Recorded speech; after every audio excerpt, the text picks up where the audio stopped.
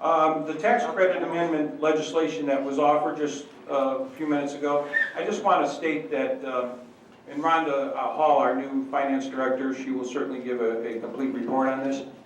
You know, after we got into our city's finances, we started to realize that many expenditures that were made last year, encumbered last year, and if we were to follow each and every one of those to the end result, we would only have in our general fund carryover about $179,000, which would really, you know, when we expected by the chair of our finance committee, which was Mrs. Hannigan last year and the year before, and who held the purse strings of this city for the last couple of years under this past administration on the line item, we are finding that we don't have the carryover that was claimed that there would be some $3.5 or $4 million in the general fund. We are in a situation now where I, as mayor, have come into office. We started to analyze what available funds we have, and we don't have what we thought we had.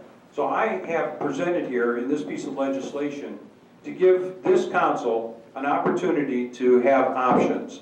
And the options is one is to, for a temporary period of time, take 50% of the credit of our payroll profit tax back so that we can build back our funds. We made a big mistake last year in approving, if you will, putting in streets, buying houses, and doing other things which depleted our general fund to the degree that it was depleted, and leaving us with only $179,000. So here I come into office here, and if we have all these encumbrances with the Route 82, with the Sioux Culvert, with the Our Lady Guadalupe retention basin, if all of these things are done, at the end of the year we will have $179,000 in the general fund. I can't allow that to occur. My fiscal responsibility to you as residents and to this community is that we need to take an action that's going to show that we're fiscally responsible. And one of the options is to take away the credit. I'm affected greatly by this. I don't want to increase taxes in this community, contrary to the fact that Mrs. Hannigan puts on her the Macedonia Civic website or whatever it's called, and says that hold on to your wallet because Mayor Miglerini is raising taxes.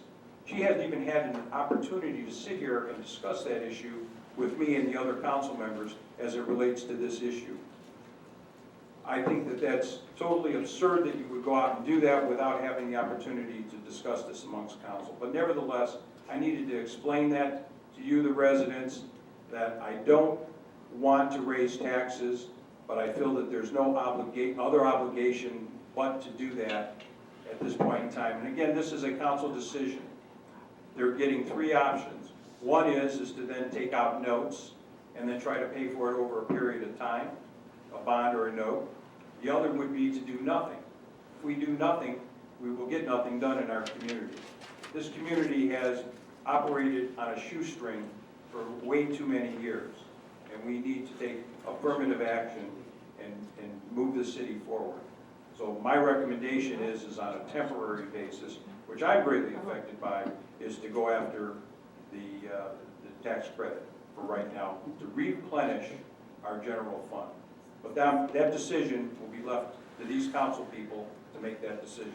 So if you as residents have comments, please provide them to council and let them know how you feel about this. I do have a comment. I have a material here. Before you make your comment. Yes.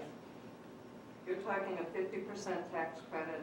Right now you get 100% if you pay 2 or more, or 2 or less, actually. In another community, you're saying to take it down to 50% is the proposal. That's just one way. That would replenish about $2.6 million into the general fund. That would give us the opportunity to pay down all of the other debts that were incurred in 2015, as well as then providing us the ability to go out and pave some more roads in 2016. The other half of that question is, what would be the effective date? Well, if we passed it now before the end of the month, I think it would be retroactive to January 1st.